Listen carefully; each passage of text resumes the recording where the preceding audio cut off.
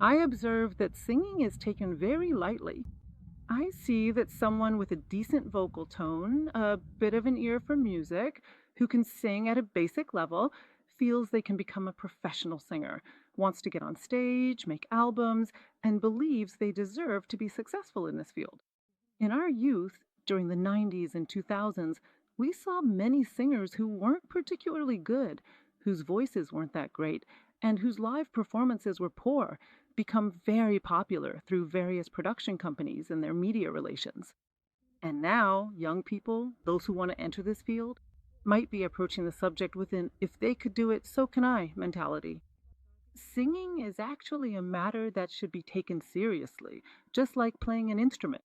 Just as it takes months, even years, of working 9 to 5, dedicating hours and hours to master an instrument at a professional level, the same is true for singing. Singing should also be compared to being an athlete. Just as someone who isn't conditioned and doesn't train regularly can't be a professional athlete, a singer who doesn't practice regularly can't be a good singer. Because when we sing, we are also working certain muscles in our body. These muscles need to be strengthened to become a good singer. We use resonance cavities. To be a good singer, we also need to know how, in what way, and when to use and engage these resonance cavities. If you want to be a singer who can give truly great performances, you need to dedicate your life to working at it. You shouldn't approach it with just the urge for fame, thinking, I can sing a little, so why not me? As I said, in the 90s and 2000s, if you got the chance to work with a producer, you had a chance to be successful, even if you weren't a great singer. But right now, almost no artist has the chance to work with such producers. You are on your own.